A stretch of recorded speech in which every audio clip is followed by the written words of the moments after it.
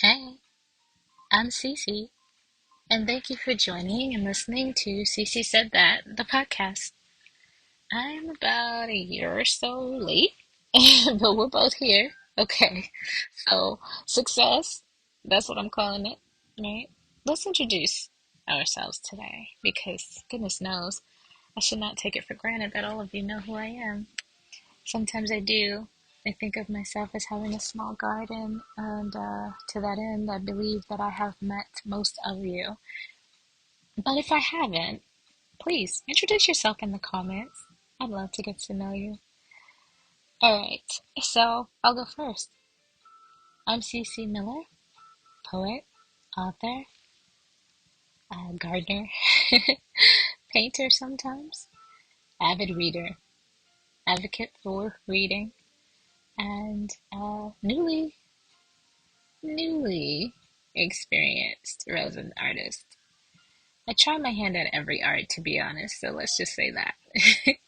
But the most important thing you should know about me is that I am a woman of faith, and to that end, you will not hear me use profanity. You will not hear me talk about politics, because while I am a resident of the southeastern United States, I live in God's kingdom. And so, for me, every single human being is my brother or sister, and there are no borders separating me from that love for you. So, welcome, and thank you for being here. I hope that you'll respect my thoughts and my feelings and those of others that come here because I like to leave with the energy I brought, right? And so hopefully you're the same way, or at least you want to be that way, and you'll bring the kind of energy that you want to leave with. Yeah. So we'll try to avoid trolling, we'll try to avoid all of that, but at the very worst, I will be deleting any derogatory comments that may hurt someone. This is not a safe space for abuse. It is, however, a safe space for every other kind of conversation. So talk to me because I do want to engage with you. And I don't want this to be something that turned into me just throwing words at people. That's no fun for me. Hopefully, it's not fun for you either.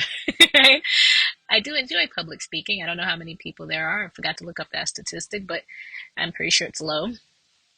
Public speaking makes me feel good. And thanks to, or blame, belonging to all my beautiful friends and family, uh, have been able to indulge in these existential conversations that have actually kept me pretty busy over the last year and remediated my need for speaking. But I do have a public keynote that I have been able to present to some locals here in Charlotte, North Carolina, about being indestructibly you. I enjoyed that speech a lot. That's an event that has passed on my calendar, but what you can look forward to in terms of events that are coming. July 28th, in Charlotte, North Carolina, July the 28th. Is that on your calendar? Go ahead and put that on your calendar for me, love. 2023, 3:30 p.m. to 6:30, excuse me, to 9:30 p.m. You can find me along with some of my friends, some sponsors, some vendors at Illuminate Grow 2023. It's happening! I'm so excited. I'm so excited about this event. It's something that's been a passion project of mine that's been brewing in my heart for almost, yeah, as long as this podcast, or maybe longer. I wanted to provide a space for independent authors like myself, independent illustrators, artists, bookstores to come and vend and present their gifts to the public. I wanted to start with local artists, local being very near and dear to my heart as well, and then expand out to the region and possibly the East Coast. We'll see how it goes, but I definitely want to see you there, okay? Because, wow, I would love to meet you in person. So, that having been said, what else do you need to know about me? Oh, I am a family person. So you'll see that from time to time they'll enter my stories and my conversations with you because what's in the heart comes out of the mouth. So there's that. If you haven't read one of my four self-published anthologies, you can find them on my website, ccsaidthat.com. You can also find them on Mr. Bezos' website, amazon.com. But I prefer you get them from me because we're friends, right? Let's be friends. Okay, moving on. I think that's enough introduction. Let's talk about what's on my mind. Can we do that? Illuminate and grow is the theme for my expo, and illumination has been really heavy on my mind lately. Because illumination, I think, is part of the requisite of being an artist. If you're not clarifying, bringing light, brightening a space that the human experience is enduring, what are you even doing, right? And I'm not talking about the mechanics of doing, because uh, story time. From time to time, I'll braid my hair, and sometimes family members' hair. And as I'm braiding hair, I will notice if my parts start to go off. And there's nothing different about the mechanics of me braiding their hair. The weaving of one set of locks over the second, over the third, it's mechanics. There's nothing different happening here. However, maybe the sun starts to set, and I do love natural light, so that's where I'm always going to start in my home. In my home, natural light runs my painting, runs my art, my poetry, my reading, everything. Natural light dictates my mood.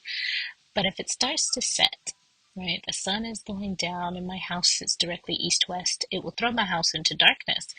And so what has changed is my clarity. Ugh.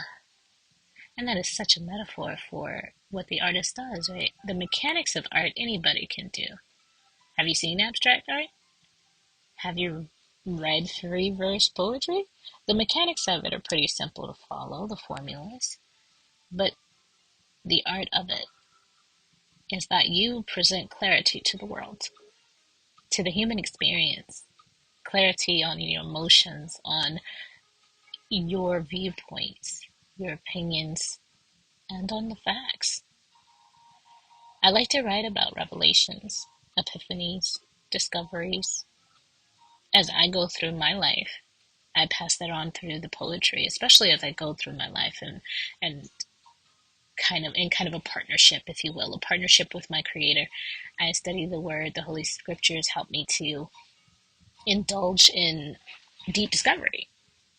The best kind. I mean, I do take it to my therapist from time to time, and you'll hear me talk about that. But it starts with that clarity. What I think I know versus what I've now come to believe with all my heart, because I have evidence to back it up. If there's no evidence to back it up, I might know it, be acquainted with the information, but it doesn't mean anything to me. And if I thought I knew it, and I'm illuminated and find that what I knew was missing some sharpness, some acuity, and I fix that. That's it. I fix it. And I move forward with the new knowledge, with the new enlightenment of that knowledge. And I write about it because maybe you did too. Maybe you thought what I thought. Maybe you knew what I thought I knew. And so here we are, right, with something new to add to what we knew. Some clarity, some brightness, some sharpness. Right? So that's one of the requisites I believe is incumbent upon the artist when you're painting, to bring those colors, those pigments to a place where suddenly I understand that feeling I couldn't put a name to. If you're writing poetry or performing poetry, that you do so in such a way that the tenderness of a wound I didn't know I had is starting to heal, or at least be brought to my attention, is able to give it a voice, right? Your poetry is able to give it a voice and or to give it meaning and to maybe give it rest, you know? So illumination, I want to know what you think about it. What kind of things are you writing about? What kind of things are you painting? What subjects? What media? In what way are you finding clarity in your journey? Talk to me, okay? And I mean, let's have fun with this. I want to know what you say, because Cece said that. Hey, I'm Cece, and thank you for joining and listening to Cece.